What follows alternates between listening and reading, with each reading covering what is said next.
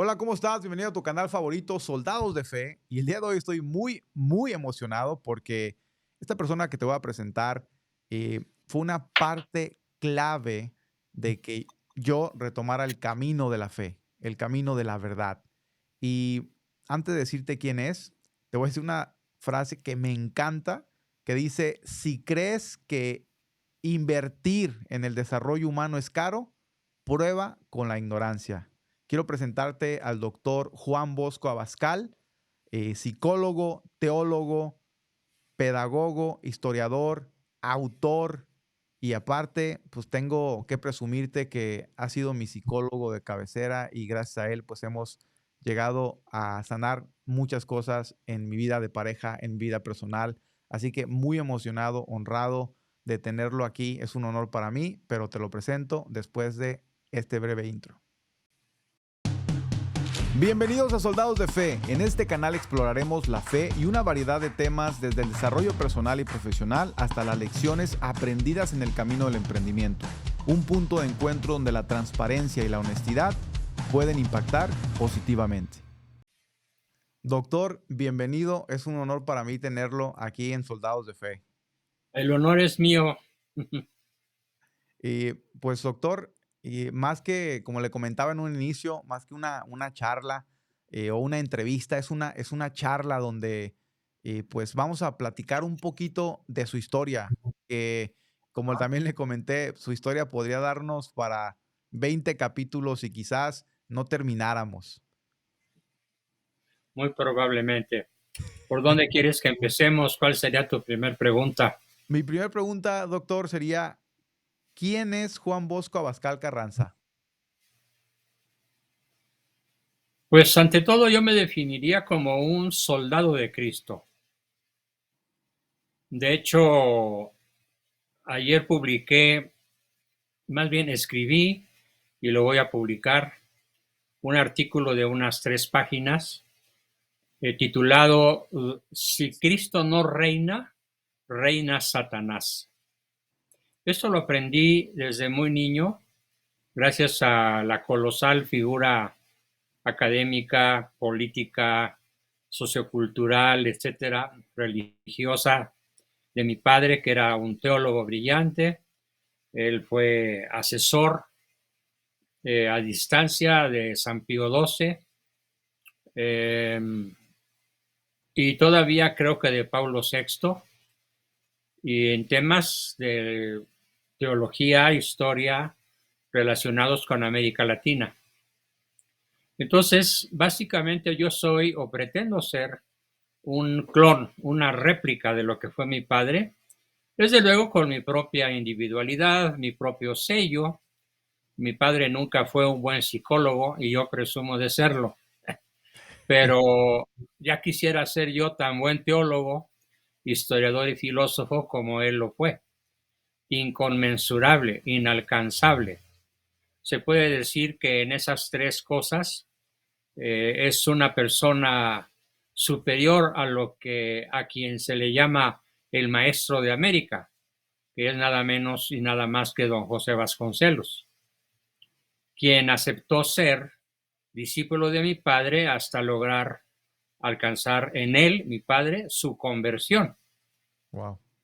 O sea que mi padre juega un papel muy importante en la vida de don José Vasconcelos, quien además fue mi maestro en historia a través de sus maravillosos 4 libros de historia: el Ulises Criollo, el Proconsulado, el Desastre, la Flama.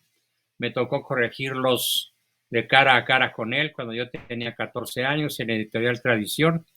Entonces yo me defino como un guerrero, como un soldado de Cristo. En términos de influencia social, pues sí puedo decir que no soy un soldado raso. Sí Claro. puedo en esos términos alcanzar un grado de general brigadier, porque me siguen miles de personas y desafortunadamente me topo con que incluso obispos, cardenales, sacerdotes, pues no tienen la formación cultural que yo recibí en casa, de ese monstruo del conocimiento, la sabiduría y la virtud que fue mi padre. Esa es mi definición. Ya en términos más coloquiales, yo diría que soy un agente de cambio, un promotor del cambio, pero no de un cambio hacia algo que puede ser horizontal. No me refiero a la mejoría o al cambio de aquel que primero anda en burro y luego puede viajar en avión, Mm. porque allí solo mejora la velocidad y el tiempo y la distancia.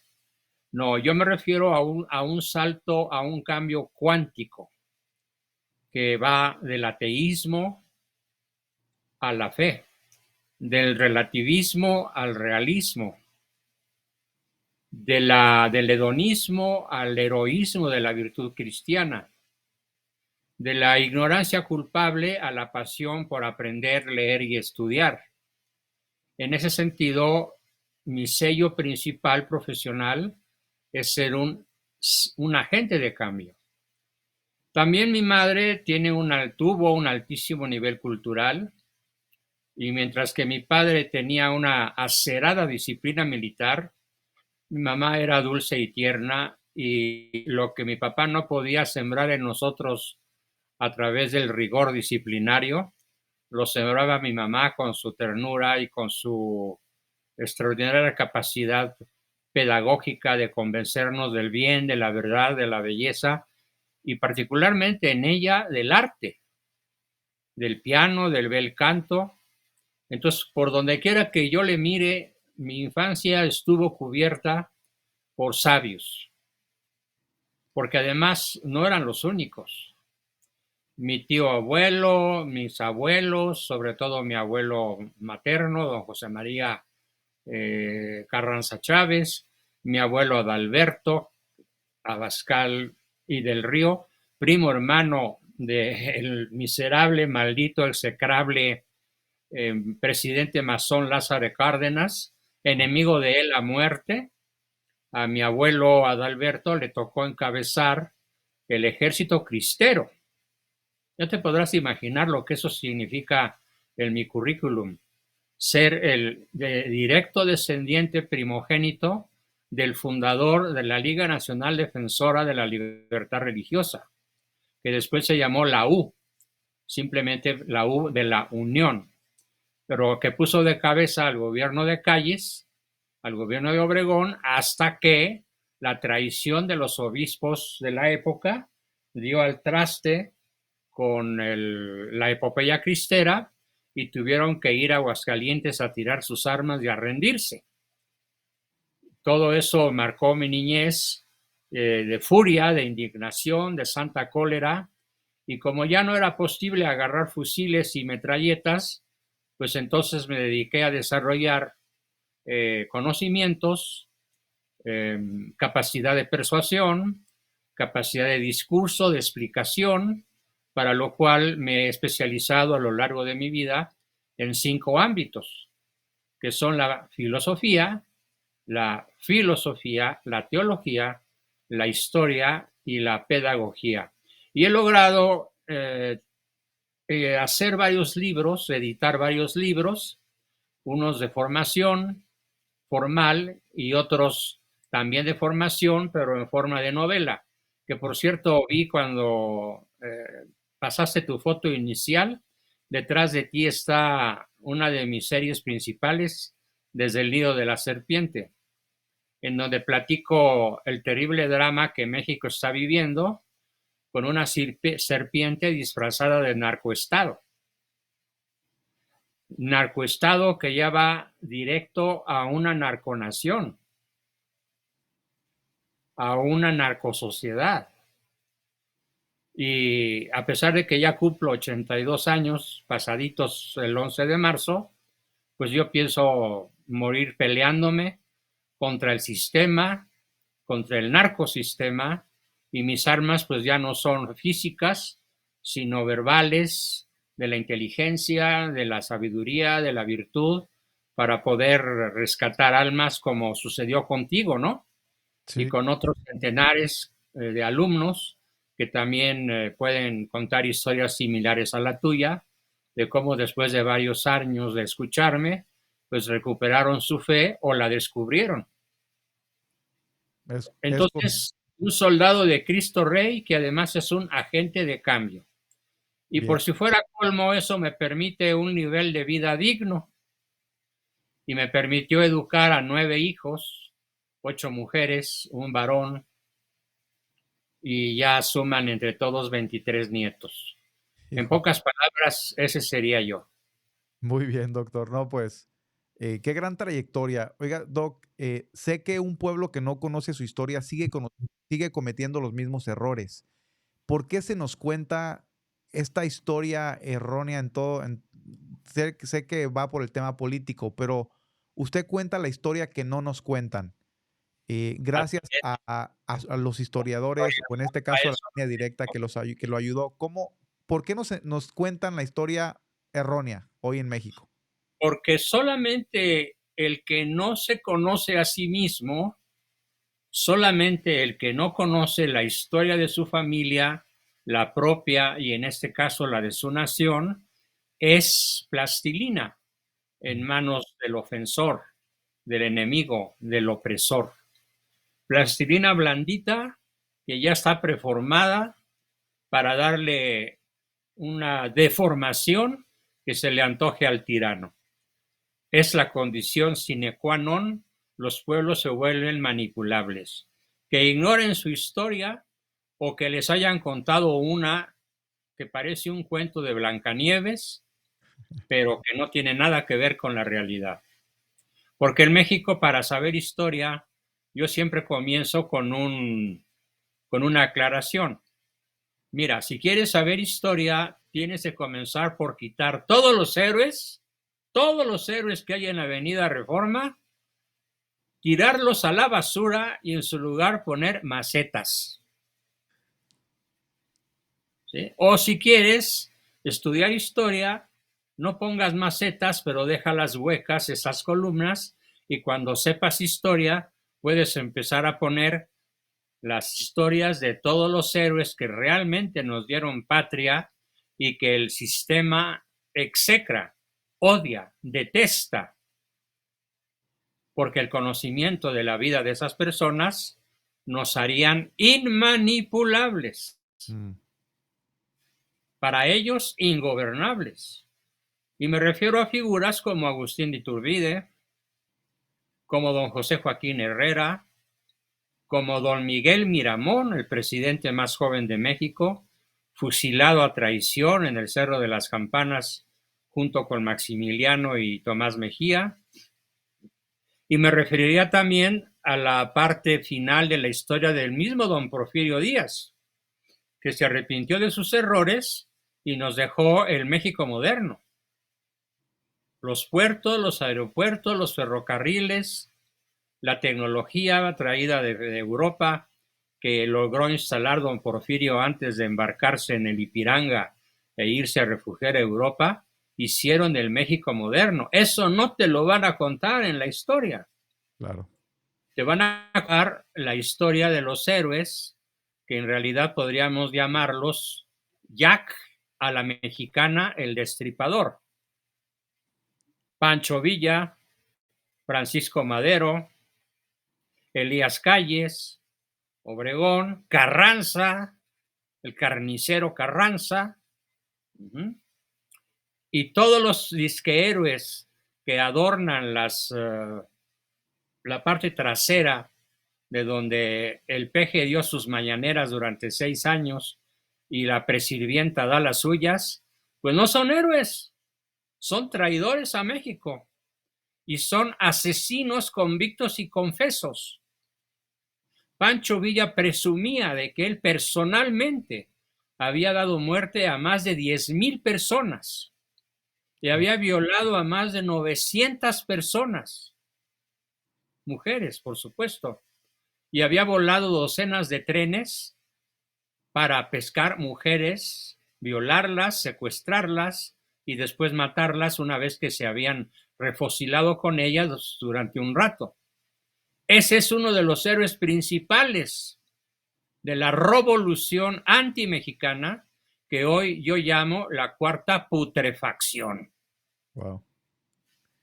Oye, Doc, ¿y qué lo digo, aparte de la historia, que es una de sus especialidades, y aparte, pues, viene de estos grandes historiadores de México y viene directamente de la fuente? O sea, ¿en qué momento, aparte de la historia que iba usted aprendiendo, decide estudiar psicología? Que creo que, si mal no recuerdo, tiene más de 60 años de experiencia en psicología.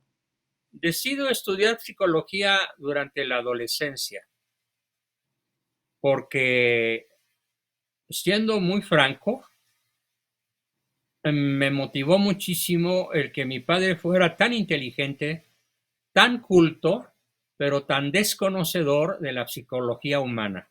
Mm.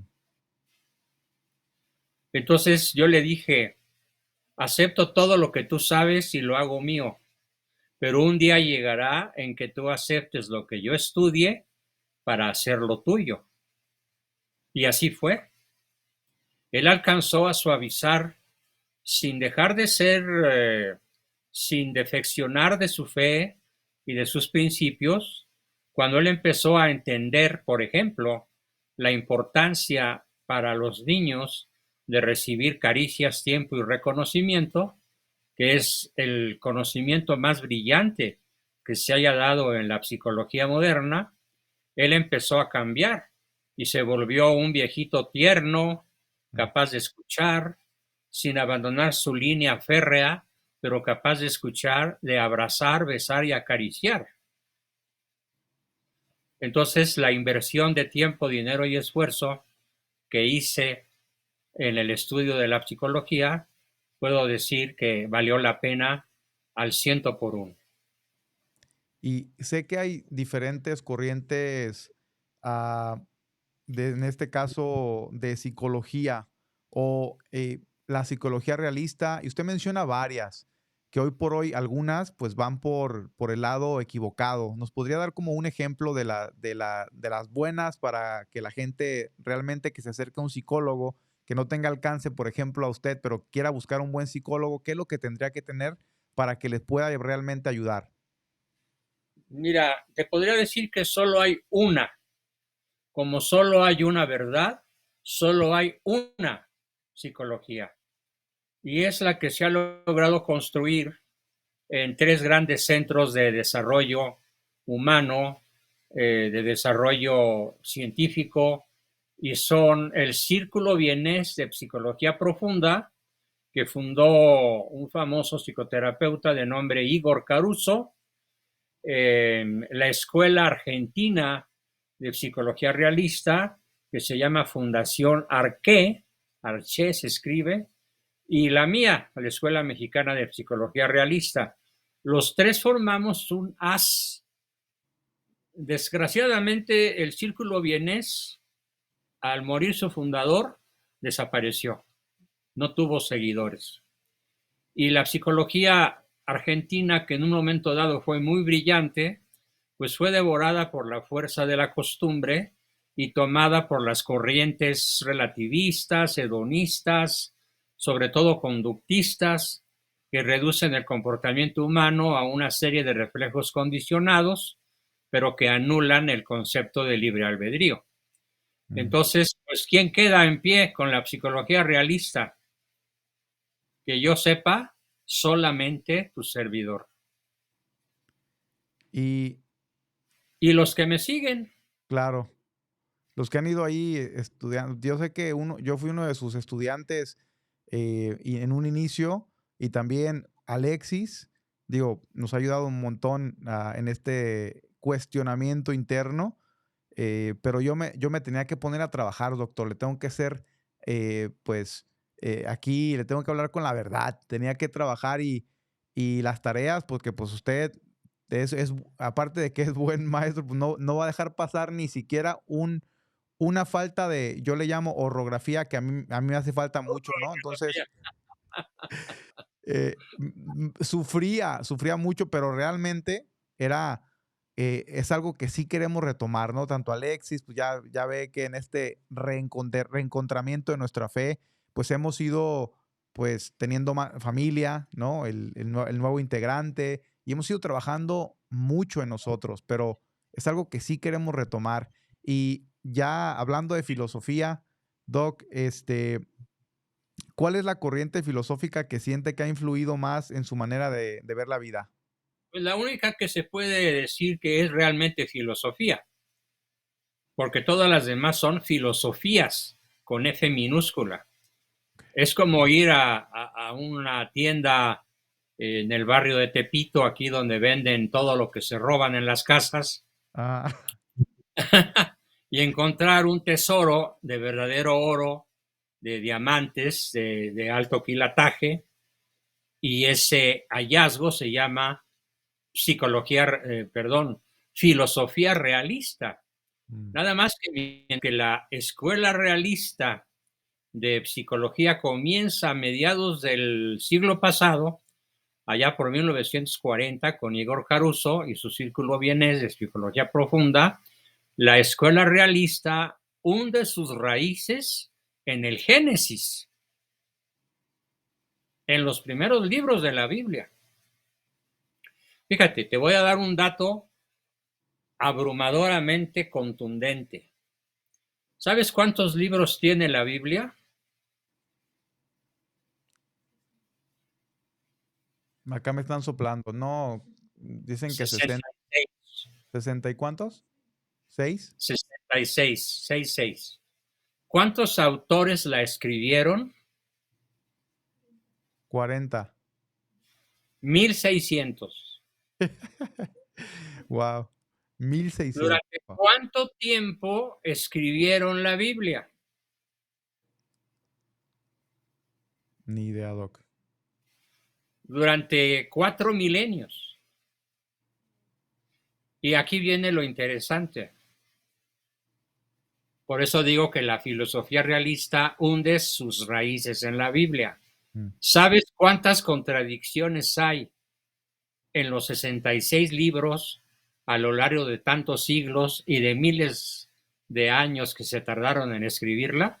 ¿Cuántas contradicciones vamos a encontrar? ¿Cero? Cero. Wow. Cero contradicciones. Y conste que los autores entre sí no se conocieron, no se comunicaron. Por ejemplo, San Agustín no conoce a Santo Tomás porque Mm. hay una diferencia de varios siglos.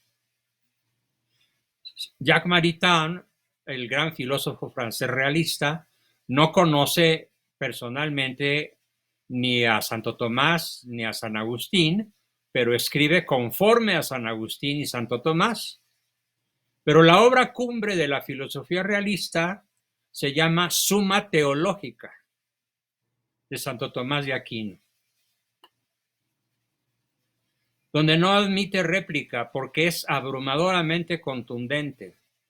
Por ejemplo, él dice, la verdad existe por sí misma, con independencia del juicio de quien la observa, porque la verdad, al ser objetiva, es anterior al sujeto, superior al sujeto e independiente del sujeto que la estudia. Entonces, la escuela realista lo único que hace es descubrir la verdad, pero no la inventa, la descubre. Es como, por ejemplo, los seres humanos hace miles de años no tenían la menor idea de que existía en el sistema solar un gigante como Júpiter. Pero cuando se descubre Júpiter, la gran pregunta es, ¿al descubrirlo, la humanidad lo creó o ya estaba? Ya estaba. Ya estaba. La verdad ya está. ¿Desde cuándo?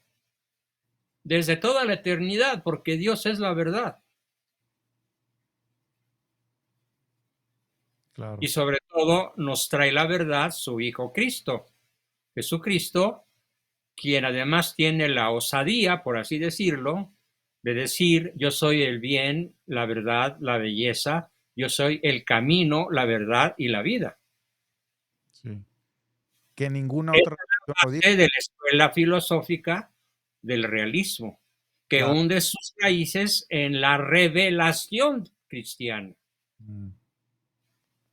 Sí, porque cuando se habla de las grandes religiones, el hinduismo y demás, todos siempre decían, busquen la verdad. Y Jesucristo fue el único que dijo, yo soy el camino, la verdad y la vida. Exacto. Y- Pero te hago una pequeña corrección. sí, sí, sí. El hinduismo no es una religión.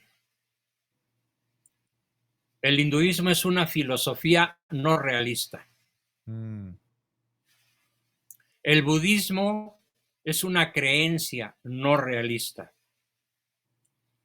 El islam es una secta fanática de asesinos.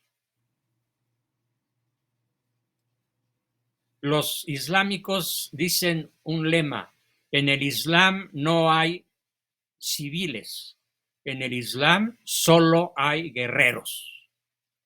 Y el mejor cristiano es el cristiano muerto.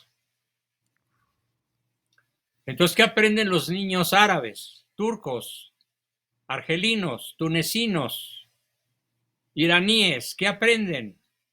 Que el mejor cristiano es el cristiano muerto. Y eso explica que toda la región de Medio Oriente nunca, pero nunca haya conocido un solo instante de paz en cierto. toda la historia. ¿Por qué? Porque ellos nacieron para matar. Eso no merece el nombre de religión. Mm, ¿Por qué? Porque, como dices, Benedicto XVI, el Islam solo ha traído guerra, desunión, perversidad, depresión y pérdida de progreso, libertad, pérdida de libertad, esclavitud. El Islam eso ha traído y lo escribe Benedicto XVI en un libro que dedica a estudiar el Islam. Entonces el Islam no merece el nombre de religión, porque además, ¿con quién te religa? Con Mahoma, sí. un sujeto pederasta que tenía esposas de edad 8 años, y no una, sino varias, y tenía relaciones sexuales con niñas de 8 años. ¿Por qué? Porque el Islam lo permite. Para que tengas una idea del nivel de perversidad de esa falsa religión. Claro.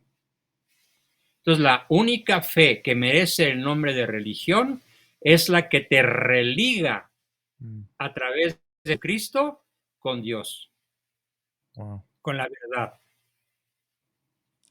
y que te da no solo la promesa, sino la certeza de la vida eterna. Sí. Y que hoy, pues, lo tienen censurado. ¿No se da cuenta, Doc? Digo, en el mundo aquí, usted escribió un libro que habla sobre las ideologías de género, pero Sí, yo lo que he comentado mucho aquí en el canal y con las personas que tengo como invitados, te echan a la yugular. sí, cómo cómo siempre, hasta los movimientos radicales, todos terminan en una iglesia católica o en una catedral, siempre atacando. Es la única religión que yo veo, bueno, el cristianismo es lo único que atacan, el catolicismo es lo único que atacan, hoy por hoy. Eh, ¿A qué se debe, Doc? ¿Porque es la única verdadera o qué es lo que pasa ahí? Porque al ser la única verdadera, se desprende por lógica que al ser la única verdadera produzca compromiso. Cuando tú conoces una verdad en física, en química, en matemáticas, en astronomía, quedas obligado a conocerla cuando la conoces, porque ya no puedes cambiar el conocimiento que ya obtienes. O sea, tú no puedes decir que te dijera que la fórmula de la superficie de un triángulo es lado por lado, porque no es así. Cuando tú conoces que es lado al cuadrado por el cuadrado de la más el cuadrado de la hipotenusa, entonces ya nos estamos entendiendo. Una vez que tú conoces una realidad, quedas comprometido con ella. Mm, Una vez que conoces a Cristo, quedas comprometido con Cristo. Y a eso se le tiene pánico. Sí. Quiero que te imagines un cervatillo en un bosque que por alguna extraña donación de Dios está consciente de que está a 5 segundos de ser asesinado por la certera bala de un cazador. Se llama pánico cerval. La verdad produce ese tipo de pánico. A menos que te entregues a ella humildemente, valerosamente, y la hagas tuya, la practiques, y como se trata de Cristo, lo adores y lo reconozcas como rey del universo, rey tuyo, rey de tu familia y rey de la sociedad donde estás. Y eso compromete de una manera brutal, ¿Qué, absoluta. claro. ¿Qué consideraría usted, doctor, hoy en estos tiempos que vivimos donde hay tanta información que desinforma, que podría ser como op- una solución para que los católicos o los cristocéntricos allá afuera no caigan en todas estas ideologías o esta nueva era? Es que es tan difícil porque digamos que la verdad está cooptada, la verdad está secuestrada por los más media, Mm, televisión, prensa, radio, cine, revistuchas. Si yo quisiera hacerme rico o haberme hecho rico, mi discurso, lo platicábamos ayer mi esposa y yo, tendría que ser radicalmente opuesto al que tengo. mm, Y entonces tendría cuentas millonarias en el banco, docenas de miles de seguidores, tal vez millones de seguidores, como muchos merolicos los tienen, pero estaría contradiciendo la verdad. ¿Y qué cuentas voy a rendir al final? Con los bolsillos llenos y el corazón vacío. Entonces, como la verdad no vende, como la verdad no es mercadológica, pero la mentira sí vende. A ver, yo me imagino, pongo un símil, es en una secundaria o en una prepa. Una chica de belleza normal, vestida pudorosamente, cuyo lenguaje es morigerado, es discreto, que no dice palabrotas, que estudia, que cumple con su deber de estudiante, pues no vende. Ay, no, qué aburrida, qué nerd, qué pasada de moda. Y se burlan de ella, burlándose de su virginidad, ¿sí? Eh, no me viene ahorita a la cabeza, acabo de ver una serie de televisión justamente con un personaje así y sus compañeras le dicen miles de epítetos burlones a la única virgen del salón. wow. Entonces, como la virtud no vende y el vicio sí vende, ahora imagínate una compañerita de esta chica que describí con su minifalda, sus medias caladas, sus taconzotes que hacen agujeros en el piso, su cinturoncito en la cintura descubierta, con el busto bastante al aire, sin mangas, pintada, moviéndose de manera ondulatoria, pues ella sí vende. Esa es la realidad. Y por esa razón se combate tanto la verdad, porque no vende, porque no es comercial. A ver, en todos los anuncios de cualquier cosa, en donde sale una mujer, ¿qué tipo de mujeres ponen? Por Dios, Sí. ¿en qué poses? ¿Con qué vestimenta? ¿Con qué mirada? ¿Con qué movimientos? Imagínate que pusieran a la rubia que todos quieren con una muchacha virginal y llena de pureza, pues dirían, ¿y qué diablos hace aquí vendiendo cerveza? Claro.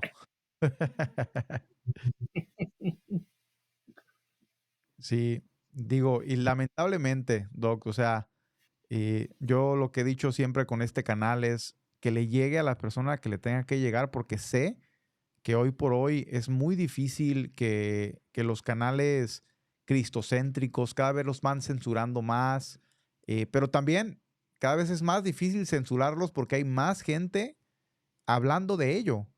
Y que Sí, estamos siendo estos evangelistas digitales, y llevando la palabra, llevando pues ese positivismo, sacando a la luz, ¿no? Como por ejemplo el tema de Shakira, ¿no? Que es muy polémico porque acabamos de ver cómo en su traje de los conciertos trae un montón de demonios, ¿no? Y cómo muchos artistas eso vende, eso vende. eso vende. Y este tipo de artistas con H, Doc, yo de usted lo aprendí. Artistas con H. De hartazgo.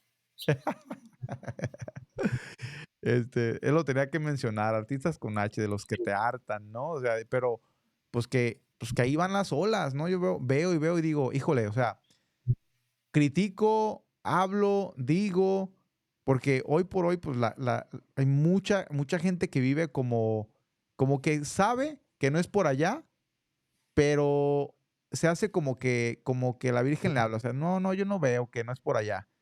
Y, ¿por qué le tienen tanto miedo a la verdad, doctor? ¿Por qué la gente hoy le cuesta tanto trabajo hablar de Dios, hablar de Cristo? Lo que antes era normal, ¿por qué hoy la gente es tan no valiente? O sea, ¿por qué le tienen miedo a hablar de la verdad? A ver, te pongo algo que a mí me acaba de suceder y que me sucede con cierta frecuencia. Me castigaron de YouTube. Mm, Me castigaron en YouTube porque me atreví el miércoles de ceniza a hablar del asunto y me castigaron 15 días con una descripción por difundir información que es ofensiva. wow. Así es. Y Of- entonces yo pregunté, yo cuestioné, oye, ¿ofensiva para quién? Y tuvieron la gentileza de contestarme, ofensiva para la inmensa mayoría de las personas que no tienen tu nivel de fanatismo. Así me pusieron. wow. ¿Y por qué no estamos ahorita en YouTube? Porque estaría cancelado. O sea, no tengo todavía posibilidades de entrar a YouTube y subir nada, ni grabar nada, porque estoy castigado por el narcosistema. Claro. Qué difícil. A eso la gente le tiene miedo. Eh, Cuando yo era niño, a eso se le llamaba respeto humano. Por respeto humano, por miedo a la sociedad, la gente no se atreve a proclamar la verdad ni a señalar el mal. Además, no es políticamente correcto. Ahora salieron con esa estupidez. Lo políticamente correcto. ¿Sí? Claro. Lo Y políticamente correcto es un acto de cobardía, porque tienes miedo de jalar el gatillo y acabar con el problema con un solo tiro. sí, ¿Sí? pues aquí también no somos políticamente correctos. No hablamos de temas políticos por temas de desconocimiento. Pues sabe que ya para eso después nos va a tener que ayudar usted y por ahí Sebastián, que también está estudiando el tema de política. Pero eh, digo, cambiando un poquito el tema de lo políticamente correcto, Doc, eh, desde su experiencia, ¿qué enseñanza qué enseñanza le ha enseñado el ser padre de familia? Me ha enseñado que si no educas a tus hijos para que se valgan por sí solos, más se valdría no haberlos tenido. Sí. Porque no es padre el que engendra, No es padre el que da el gasto para la manutención, la renta, el teléfono, la luz y el gas. No. El padre es aquel únicamente, igual que madre, que prepara a sus hijos para salir del nido volando y hacer su destino solos por sí mismos. Eso significa ser padre. Bien. ¿Y cuál ha sido su mayor triunfo en la vida, doctor, hoy? Que ninguno de mis hijos me causa la menor preocupación, porque todos son productivos, todos están bien casados, todos tienen nietos y esperan tener más, están abiertos a la vida, porque ninguno tiene ningún vicio, vamos, ni el cigarro. Nadie fuma, nadie se emborracha, nadie se droga. Soy un papá feliz. Además Y, son un chorro, son 9. y un abuelo feliz. Exacto. Un papá feliz y un abuelo todavía más feliz, porque los nietos están superando a sus papás. Wow. Eso es como tendría que ser. Sí. Y Por ejemplo, tengo nietos en que en cuestión tecnológica, pues me dan 10 y las malas, ¿no? Pero además dominan otras áreas mm, y se dejan guiar en aspectos filosóficos que no está de moda estudiar. ¿En México cuándo es que se quita la filosofía de las escuelas, Doc? La quitó una tal HSDP, el Bester Gordillo. Mm, No tengo la fecha exacta, pero debe haber sido en la última década del siglo pasado, allá por 1980 y tantos o 90 y tantos. Se Sí. quita Ya vamos para filosofía, más de 30 años. Ética, ética. historia, filosofía, este, urbanidad, buenos modales. Se quita todo lo que te hace mejor persona. Wow. Para mantener esta plastilina eh, Esa plastilina moldeable sin esfuerzo. que creo que ya cada vez más personas se están dando cuenta que pues es real, ¿no? Y hoy por hoy en el tema político, ¿no? Que lamentablemente muchos pues se van sin saber ni siquiera las propuestas, solo por el tema de ideologías o que ya son mejores o que ya están cambiando, Por, ¿no? Pero por 3,000 miserables pesos al mes. Por 3,000 pesos le venden su alma al diablo. pero ¿usted cree que son conscientes de que le están vendiendo el alma al diablo realmente? No, yo creo que hay una mezcla muy confusa y eso lo dirá la historia porque todavía estamos muy cerca de los árboles como para ver todo el bosque, Sí. pero yo calculo que se dan al menos 4 fenómenos simultáneos, que son, primero, la manipulación gubernamental. Segundo, una ignorancia culpable. Ignorancia culpable. Tercero, un desconocimiento de la fe en la cual fueron bautizados. Al no conocer su fe, pues le prenden velas al diablo Mm, por desconocimiento de la fe. Y un cuarto factor es lo que yo llamo pereza intelectual.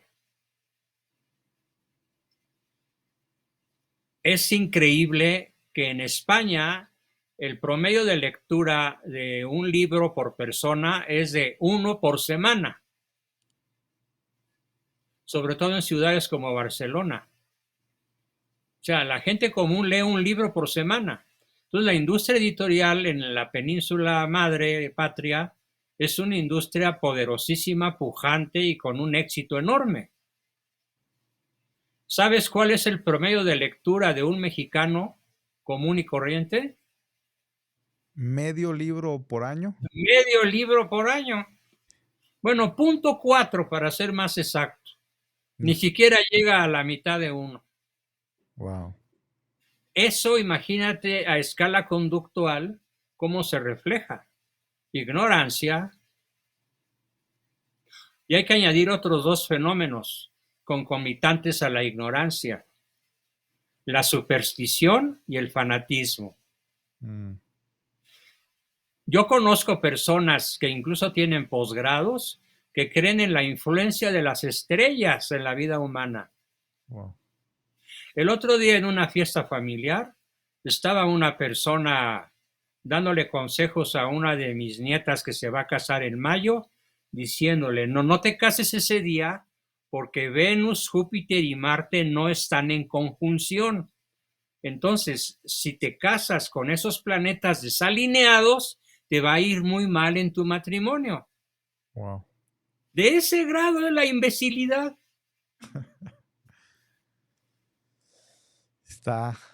Está difícil, Doc. Pero ¿cómo podríamos enfrentar, claro, con prudencia, pero todas estas personas que están perdidas en esta nueva era, cómo, cómo hacerles ver que que no están en lo correcto sin lastimarlas? O no hay filtros, o sea, también tenemos que atacar o nos quedamos callados. ¿Qué podría usted decir que hagamos? La verdad no peca, pero pica. La conversación con esa persona que hablaba de los planetas, eh, le di un jaque mate que hizo que se levantara y se fuera de la fiesta. Mm, Le dije, oye, a ver, le dije por su nombre, con todo respeto, ¿tú sabes a qué distancia de la Tierra está la estrella más cercana? No el Sol, es una estrella. sí. La siguiente más cercana a la Tierra, ¿cómo se llama y a qué distancia está? No, pues no supo. Le dije, es Alfa Centauro y está a 4 millones de años luz. ¿Cuántos años tendrías que vivir para que su luz influencie tu conducta? Se levantó y se fue. Oh, híjole. Es, es la importancia de la preparación, Te doctor. hubiera preguntado, ¿y a qué distancia está Orión? ¿Y a qué distancia está la constelación de Géminis? ¿Y cuánto mide de lado a lado la Vía Láctea? ¿Y de qué tamaño es la Tierra con relación al Sol? ¿Y de qué tamaño es el Sol con relación a Orión? Le hubiera dado un baile fenomenal, pero ya no se dejó porque se sintió profundamente humillada al ser expuesta en público por su Claro, ignorancia. claro. Híjole, Y todos empezaron a reír, más de híjole. 20 personas. Qué, qué difícil. ¿Y cuál es la clave, doctor, para envejecer con salud mental? Porque digo, usted tiene 82 años Sí, y retiene, o sea, cada vez que lo escucho y lo escucho mucho y sigo viendo que nunca deja de aprender y nunca deja de compartir diferentes cosas. ¿Cuál es esa clave para que aquí se lo lleven los jóvenes? lo que acabas de decir, ¿El nunca dejar de aprender? nunca dejar de aprender. O sea, mantener el cerebro siempre activo, siempre. Por ejemplo, tenemos mi esposo y yo una costumbre maravillosa que quisiera transmitirles a todos. Antes de dormirnos, después de rezar el rosario, dedicamos a veces hasta 3 horas a comentar un libro o a darle una clase a mi esposa de cosas que pregunta. Por ejemplo, ayer le tocó una clase de astronomía. Antier le tocó una clase de geografía. Y la clase fue divertidísima porque le dije, imagínate que sales de España y navegando hacia la misma dirección siempre, vuelves a llegar a España. ¿Cuál es la ruta que vas a seguir? Mm. Imagínate la tierra, ¿por dónde vas a pasar? Y bueno, pues no sabía, porque como ella dice, nunca en la escuela me enseñaron eso. Mm. Entonces yo le fui diciendo, mira, bajas de España, vas bajando junto a la costa de África, llegas hasta el Cabo de Buena Esperanza, subes, llegas al Océano Índico y así. Poco a poco la fui llevando y al día siguiente, o sea, hoy en la mañana, vimos el globo terráqueo y entonces ella pudo decir, ah, caray, pues sí, todo lo que me dijiste es cierto, al detalle. Todas las noches ella aprende algo y yo aprendo enseñándole. Claro. Claro, aquí hay una diferencia muy grande de edades. Ella es 17 años más joven que yo y desafortunadamente las escuelas a las que fue, por el tipo de familia que tenía, pues fueron escuelas marca patito, ¿no? De esas hay muchas. La mayoría. Siempre me dicen que eso no me lo enseñaron, Yo digo que pero hay veces hoy que se da aprende, clases de literatura, claro. por ejemplo, cuál es el principal autor ruso que escribió, cuál es el principal autor mexicano que escribió y así, o de filosofía, qué enseñó Sócrates. Siempre todas las noches la mantengo activa, la mantengo activa. Entonces, cuando llega a las reuniones con sus amigas, arrasa. Claro. Híjole, qué gran hack, ¿no? Para los jóvenes. Sí. Entre más conocimiento tengas, o sea, vas a, pues, a tener yo digo que es como tener un conocimiento general en todo para poder tener, eh, para poder entrar en cualquier conversación sin sentirte que estás ahí solamente estorbando, ¿no?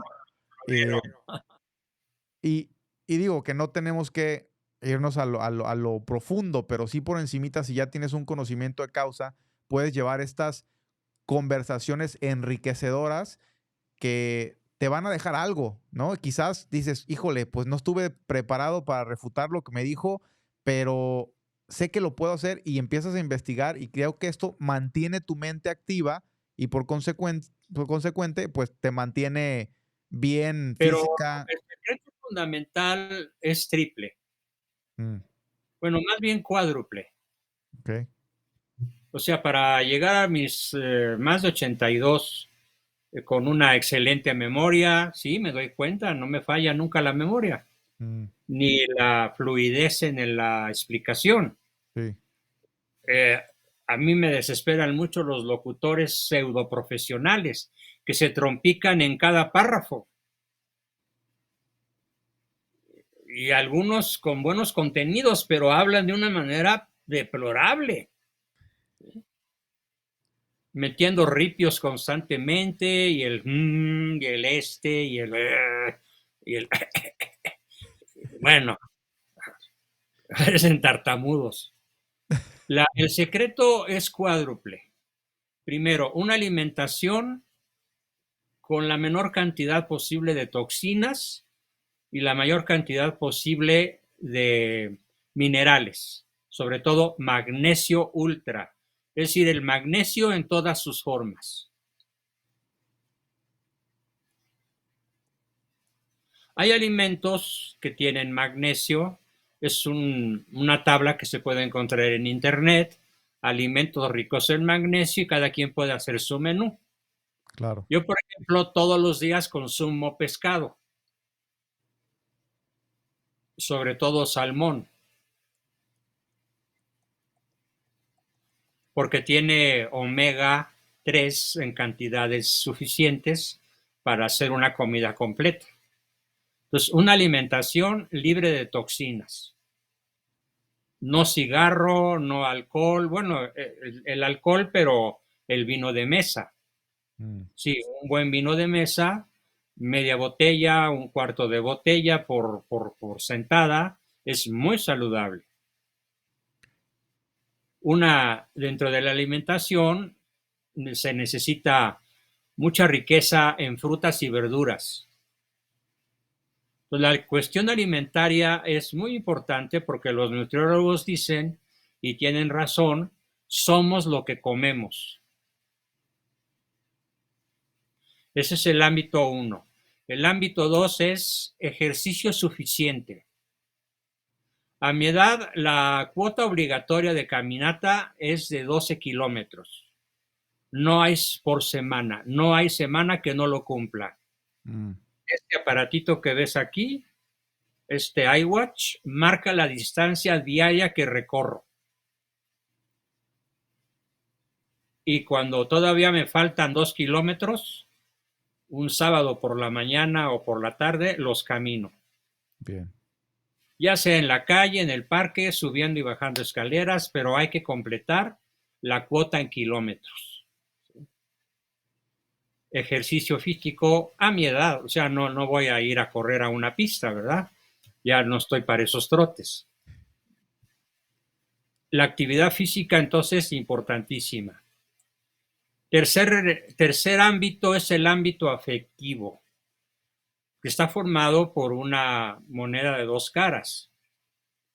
Tener la certeza del amor de tu pareja y que ella tenga la certeza de tu amor. Y que en esa certeza el intercambio de caricias, tiempo y reconocimiento sea de una fluidez permanente y constante. Bien. Por ejemplo, las parejas lo que ignoran es que el saludo debe darse a cada instante. Ejemplo, yo subo de mi oficina, cocina por un vaso con agua y me encuentro a mi esposa cocinando. Voy y la saludo como si no la hubiera visto en todo el día. Mm, O nos damos un abrazo. A lo largo del día hay unas 15 o 20 oportunidades de entrar en contacto físico. Y entonces el intercambio de caricias, tiempo y reconocimiento es permanente. claro. Es riqueza económica en caricias, tiempo y reconocimiento. Calma los nervios, causa endorfinas, evita el proceso de envejecimiento, mejora la memoria, la dicción, la fluidez, el buen humor. Y el elemento es la tranquilidad espiritual, el saberse en amistad con Dios y obviamente aspirando a mejorar y a ser perdonado por la multitud de faltas que podemos cometer día con día, a veces hasta sin darnos cuenta, pero siempre la salud espiritual es fundamental. Entonces, si tú gozas de estas cuatro cosas, pues vas envejeciendo porque eso es ineluctable, es indeclinable, pero tu envejecimiento es muy lento y muy lúcido. Yo vi cómo mi papá se murió de 90 y tantos años practicando lo mismo que yo te estoy diciendo. Y se murió encima de su máquina de escribir porque él no usaba computadora. Él adoraba su maquinita Smith Smith Corona de 100 años atrás y ahí escribía. Dobló la cabeza y ahí se quedó muerto. Wow. Pero escribiendo, pensando, produciendo. Entonces, todo esto se traduce en longevidad lúcida. Doc, ¿podría repetir el cuarto? Porque como que hubo Salud, estado un de gracia, estado de gracia. amistad con Dios, tranquilidad de conciencia. Bien. Y cuando uno ha pecado, conciencia contrita. Mm, bien. Oiga, Doc, yo me quedé en que tiene 4 libros. ¿Tiene más o solamente son Sí, 4? tengo 14 libros de historia. Wow, me quedé corto. ya terminé el número 14 de Bien, historia. Y tengo el de Solo la persona virtuosa es feliz, que van a ser varios tomos, sí. el de la novela, que es Desde el nido de la serpiente, y el de la ideología de género.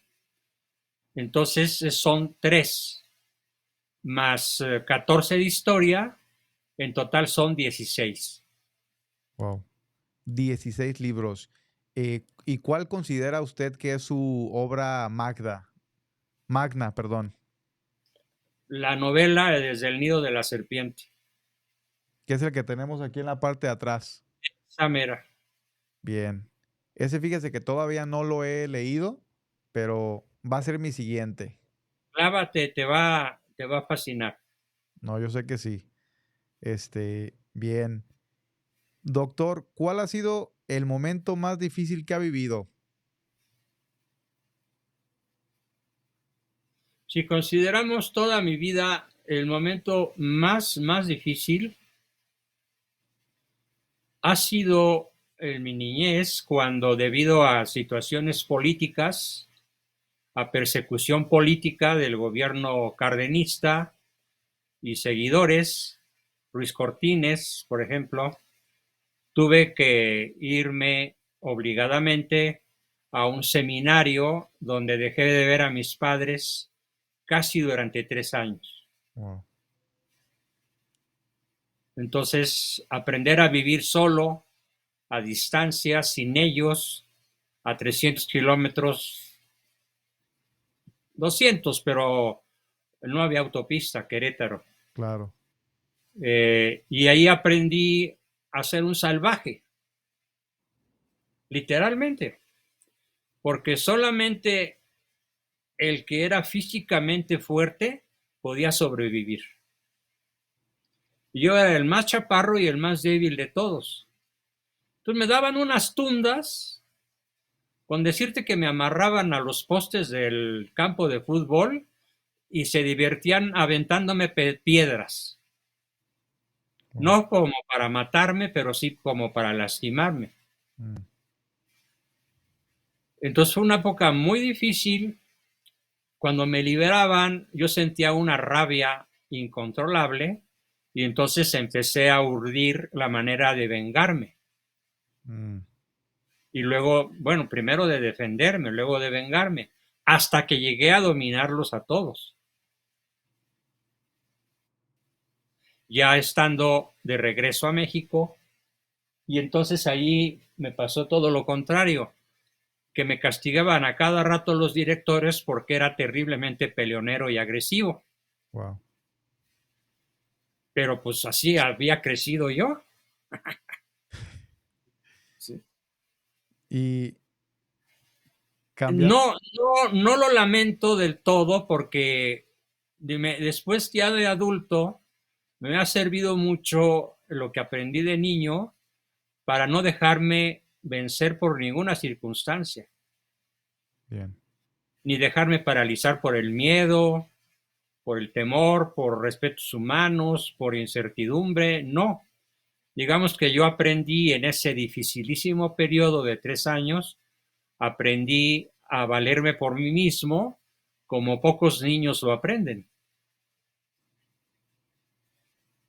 De, usted era de después, o sea, defenderse, porque mucho se nos enseña a defendernos, pero a veces dices, híjole, hay tanto bullying hoy en las escuelas que, pues a veces tienes que ser tú el que tira el primer Yo golpe. llegué yo llegué a imponer un imperio de terror porque yo fabricaba resorteras para defenderme.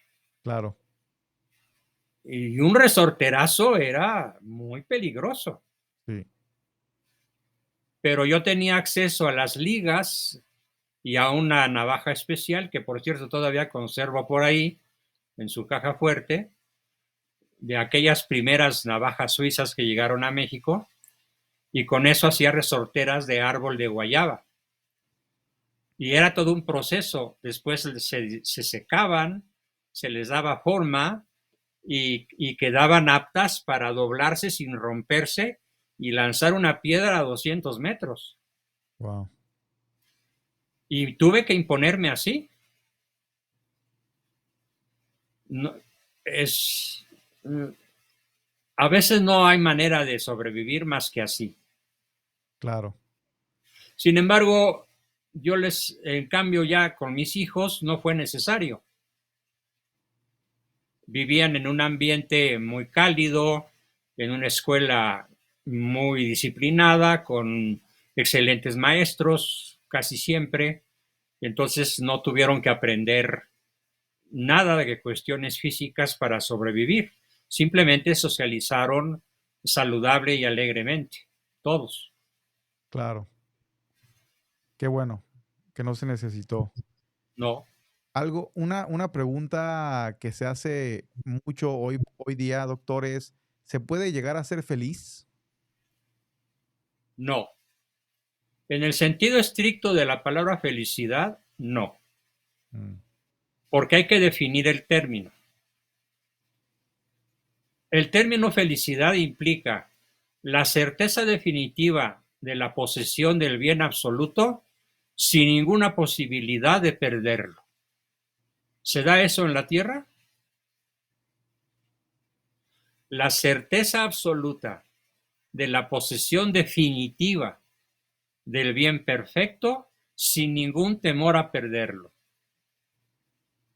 Es el cielo. sí. Entonces, En cambio, ¿qué sí podemos ser? Podemos estar alegres, podemos estar contentos, podemos estar optimistas. Son emociones muy saludables, muy positivas, pero que en cualquier momento las circunstancias de la vida te las pueden arrancar. Yo me acuerdo que cuando tenía 15 años, trágicamente murió una de mis primas con las cuales tenía yo una amistad muy especial. No, ni sin ningún componente sexual, simplemente éramos excelentes amigos. claro. Y su muerte a manos de un cafre al volante, pues fue algo muy traumático que me quitó la alegría durante varios meses. Y por más que yo pensaba, ya está con Dios, pasó a mejor vida, Dios lo permitió, pues eran racionalizaciones útiles, pero la tristeza me acompañó un buen tiempo. Claro. Sí.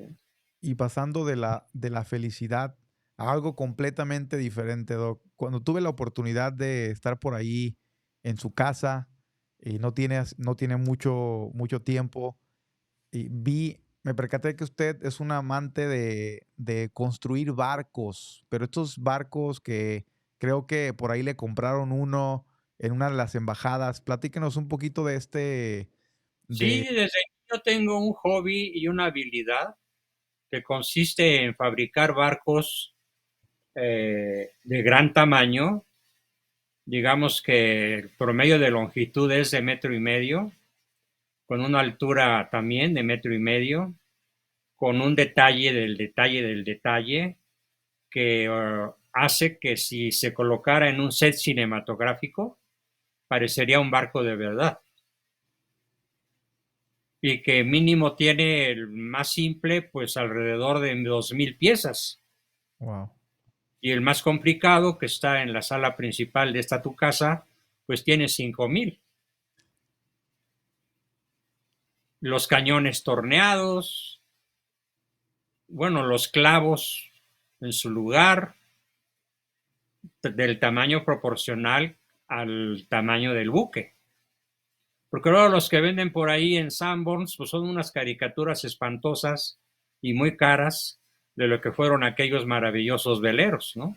mm, Entonces, lo que a mí me divierte mucho es hacer réplicas que realmente parezcan de a verdad. y en qué Y tiempo, con Doc? maderas preciosas, maderas y metales preciosos. Bronce, plata, oro, las cadenas, caoba, ébano. que es el material, la madera más cara del planeta, pero la más noble y tallable. Se pueden hacer verdaderas obras de arte, tanto con ébano como con caoba. ¿Y Sí, es una misión. cuánto tiempo tarda en un ejemplar? Un promedio de un año, Y con unas, ¿qué te dijera?, de 3 a 4 horas a la semana. Entonces, si multiplicas 3 horas a la semana por 52 semanas, pues cada barco me lleva entre 150 y 160 horas de trabajo arduo. claro, por eso los hace, bueno, el valor, me había comentado, al menos el de 5,000 piezas por el tiempo de trabajo que Este tiene. barco, este barco no lo doy por menos de $5,000. Y creo que se fue bajito, Doc. Creo Sí, que- podría venderse mejor.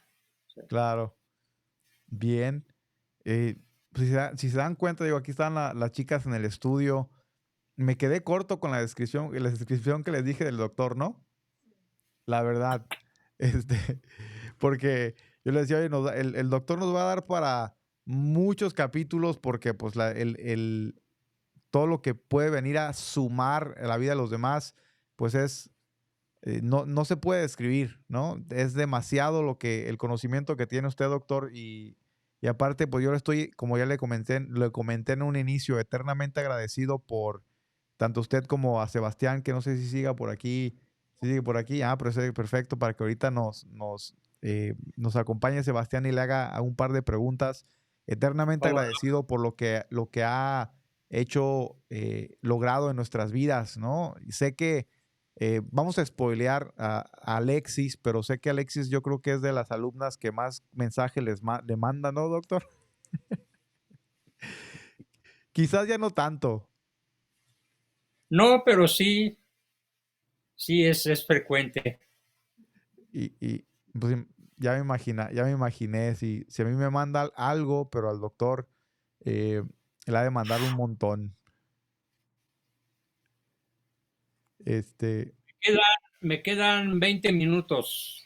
perfecto, súper. Pues entonces yo creo que sí nos da para que presentarles aquí a Sebastián que nos acompaña desde España y que es él quien me dio la introducción, quien nos ayudó tanto a Alexis como a mí, que Alexis es mi esposa, pues a retomar nuestra fe, pero que también a decirnos, ustedes tienen que seguir a este doctor y también lo tienen que buscar como psicólogo.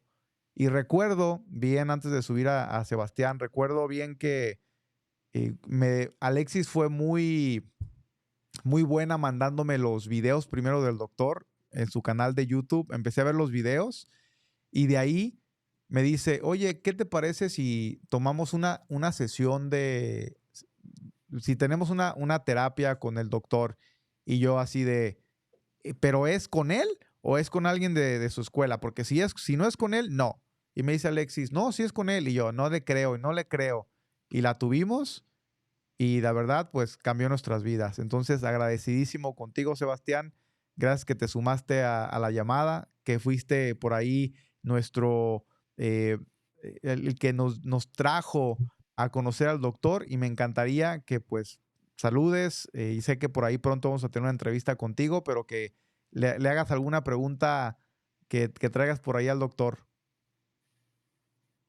Hola, Sebastián. Claro que sí. Hola doctor, ¿cómo está? ¿Cómo se encuentra? Contento de verte. Muchas gracias. Bien. Igualmente de escucharlo.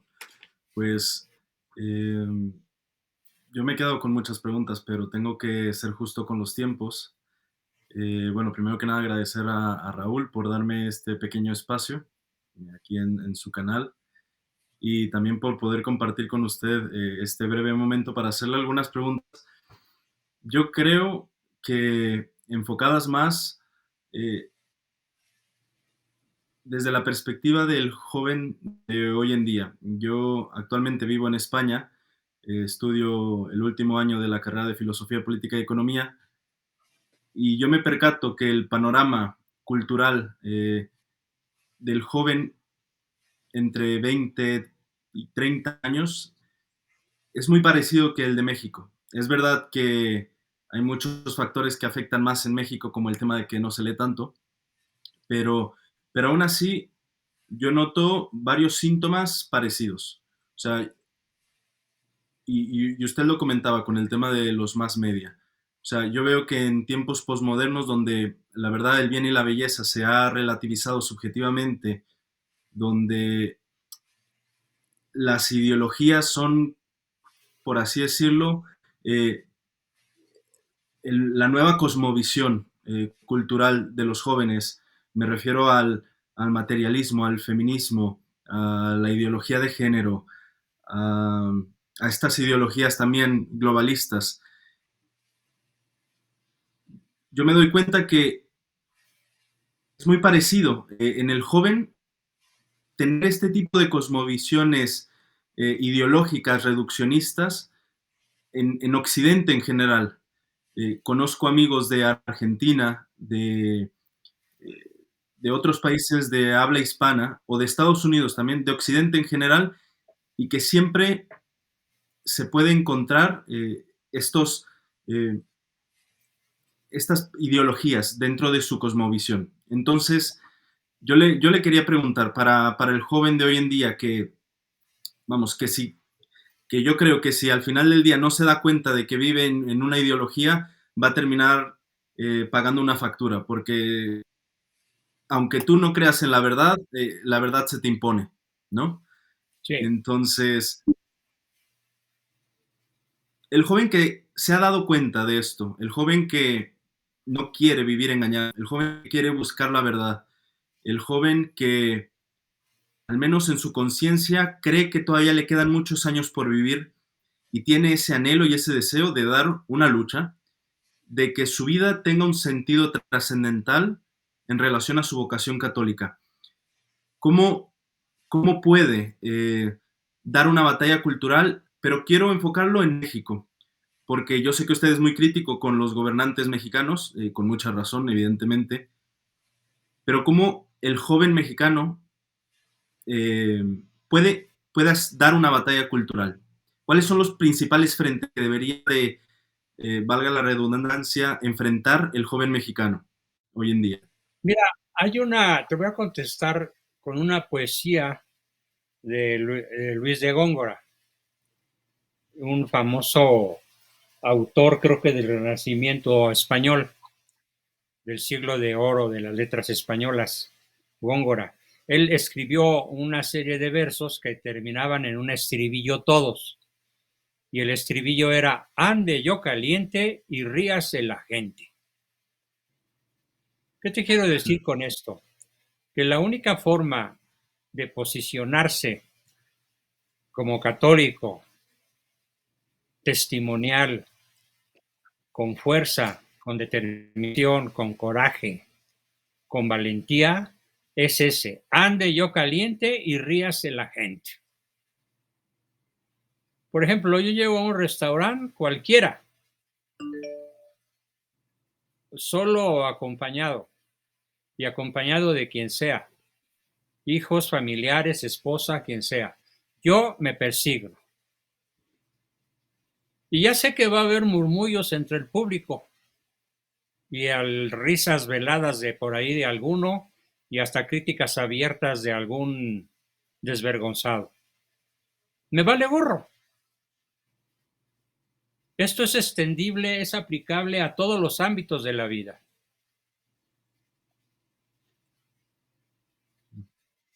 Por ejemplo, O sea, hace unos años, no recuerdo cuántos, pero fue una fecha muy significativa, una chica que parecía que iba a la playa por el atuendo que portaba, subió al atrio de la iglesia, es decir, a donde está reservado para el altar y el sacerdote, subió a leer las lecturas. ¿Qué hice al terminar? me acerqué al sacerdote, le señalé a la chica y le dije, ¿cómo es posible que usted permita que una persona que parece prostituta haga las lecturas de la misa? No lo acepto, señor. Ay, pero acuérdese usted de qué hizo nuestro Señor con la mujer adúltera. Sí, pero usted no tiene por qué causar escándalo a los 5,000 asistentes de la misa. Usted no sabe cuántas personas pudieron haber pecado con solo verle las pompis embarradas en la tela a esta disque señorita. Entonces, a mí me valió un serenado cacahuate, porque ande yo caliente y ríase la gente, lo que oyeron algunos feligreses acerca de mi queja con el sacerdote. Y después de una discusión de unos 15 minutos, el sacerdote me dijo, está bien, señora Abascal, le prometo que esto no vuelve a ocurrir. Gracias. Punto. Y como eso, infinidad de incidentes más a lo largo de mi vida en donde hay que dar testimonio. Porque el que no da testimonio recibirá unas palabras de Cristo espantosas. Yo no te conozco, según lo profetiza San Juan en el Apocalipsis. Yo no te conozco. Yo prefiero que me digan, yo sí te conozco, a pesar de que el mundo me haya desconocido. Yo les diría esto a los jóvenes, ¿tienes fe? Demuéstralo. ¿Tienes fe? Proclámala. ¿Tienes fe? Critica, denuncia, ataca al mal. Hazlo ver como maligno. No nos hagas tragar el cuento de que ahora las cosas cambiaron y el bien es mal y el mal es bien. Ese testimonio es lo más difícil, pero yo le digo a los chamacos, a los jóvenes de cualquier edad, ¿tienes fe? Una fe que no se proclama, una fe que no se demuestra, una fe que no se testimonia, no es fe, es comodidad. Y recibirá esas terribles palabras, yo no te conozco. Esa sería mi respuesta. Claro, y tiene mucho sentido porque yo lo que percibo en las redes sociales, al menos de aquellos que comunican a una edad temprana, noto mucha cobardía. Son Mucha muy cobardía. pusilánimes. Sí. Son la copia de la copia de la copia, ¿no? O sea, Sí. yo creo que por una falta de virtudes, por una falta de valentía y por una actitud de vida pecadora, hay mucho miedo a proclamar la verdad, entre otras muchas cosas, pero esos puntos son clave, creo yo. La falta de virtudes. Y claro, yo también veo que hoy en día, viendo el panorama actual que ya comentamos, es muy difícil ser un católico coherente con su doctrina y tradición, ¿no? Quería preguntarle, ya para ir acabando, Sí. ¿cuál es su diagnóstico de la iglesia hoy en día? Esta creo que sería una pregunta casi final. Perdón que lo diga rudamente. Mi diagnóstico es el peor posible. Comenzando por el Papa Francisco, que es la personificación de la ambigüedad, que solo ha causado confusión. Acaba de publicarse hace unos días un artículo. El cardenal Tucho Fernández, el segundo de a bordo del Vaticano, está abierto a la posibilidad de bendecir el cambio de género. Literal. Tenemos varios cardenales que más bien parecen enemigos de la iglesia que príncipes de la iglesia. Sí. Tenemos un silencio atronador sobre lo que sucede en Venezuela, en Nicaragua, en Cuba, en México. Por poner solo 4, porque hay más. Bolivia, por ejemplo. O el comunista Provoca Boris. incertidumbre. Provoca una incertidumbre tremenda, porque ¿y ahora para dónde me hago? ¿Cómo es Claro, posible que el Papa no haya dicho una sola palabra de condena al comunismo brutal que tiene 11 millones de venezolanos refugiados en USA? Y con una migración abrumadora de mexicanos, pero a los que ya les cerraron la frontera. Y qué bueno. Eso me alegra. Porque los que cruzan la frontera generalmente van a delinquir. Muchos a trabajar, pero la mayoría a delinquir, a medrar. claro. Y en contraparte vemos que en páginas oficiales de, por ejemplo, la JMJ, de la Jornada Mundial de Jóvenes, encuentras que se hizo publicidad de la Agenda 2030, ¿no? O Exactamente. sea, ¿Dónde está la crítica del Papa a la Agenda 2030? No existe. claro, Ni de ningún cardenal cercano al Vaticano o que radica por allá. Sí hay críticas de cardenales en los Estados Unidos, claro, en Alemania, pero la Iglesia en general, y si nos venimos a México, Monseñor Carlos Aguiar Retes, el arzobispo primado de México, lo único que sabe hacer es quedarse callado. Sí hay sacerdotes, sí hay obispos en algunas diócesis como Tijuana, Cuernavaca y unas 2 o 3 por ahí, muy valientes, que hacen declaraciones arriesgadas y muy en la línea del combate por la verdad. Pero son unos cuantos.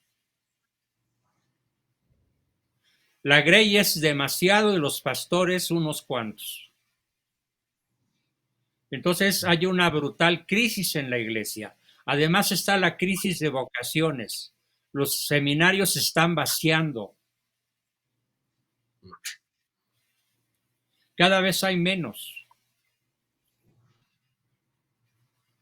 Cada vez hay menos vocaciones. Y obviamente la iglesia no tiene por qué desarrollar técnicas de mercadotecnia moderna para atraerlos. ¿Por qué hay menos vocaciones? Porque hay más sordera entre los jóvenes a los llamados del Espíritu Santo, porque el sacerdocio es una vocación. Y por más que el Espíritu Santo se desgañite, no hay oídos para él. claro. Nos toca entonces una época de batalla, de guerra final. No sé cuándo vendrá nuestro Señor a juzgar a vivos y muertos, pero a mí me late que no va a tardar mucho. Es más, por eso todos los días en la ejaculatoria del rosario digo, Señor, no tardes en venir a socorrernos, porque esto ya es inaguantable. Ya.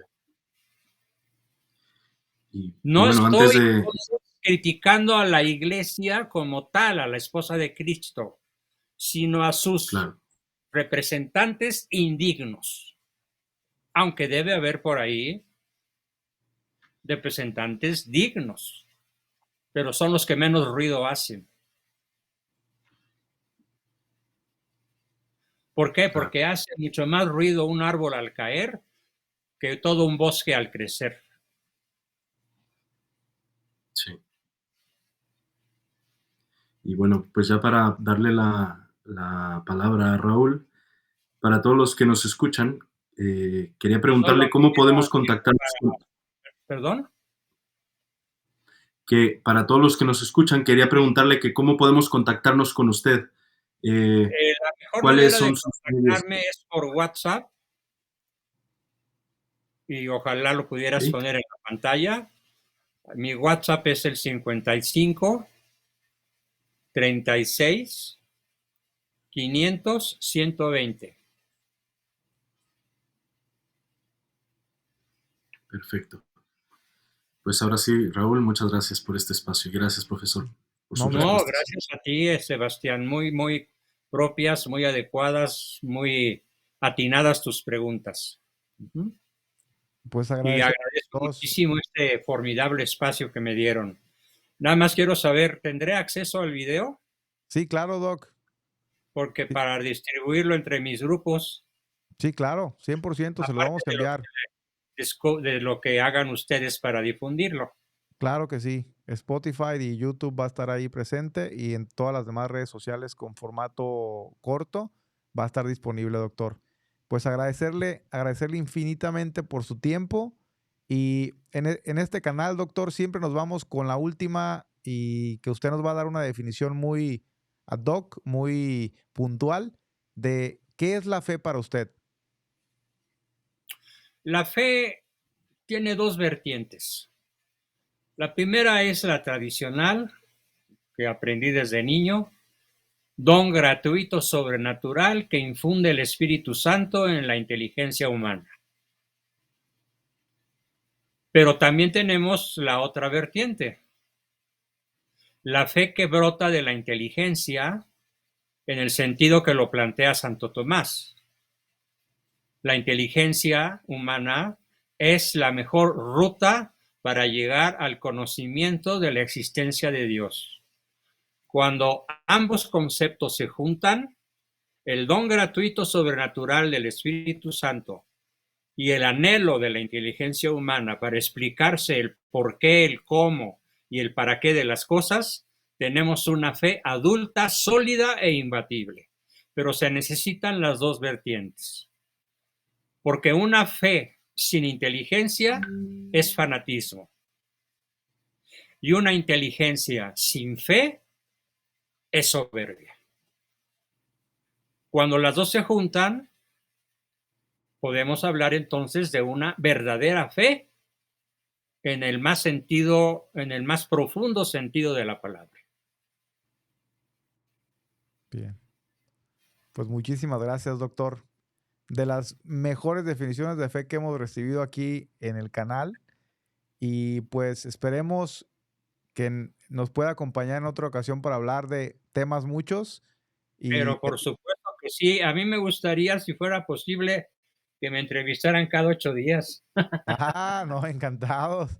Pues por eso vamos a estar sumando más soldados de fe a este canal y uno de ellos, pues claro, aquí lo tenemos, que es Sebastián, que nos va a estar ayudando igual a hacer entrevistas. Esperemos pronto, ya se anime, ya va a estar terminando su carrera, entonces ya va a enfocarse un poquito más aquí al canal, pero agradecerle bastante, doctor, igual a ti, Sebastián, hasta España, que sé que estás ahorita, yo creo que de madrugada.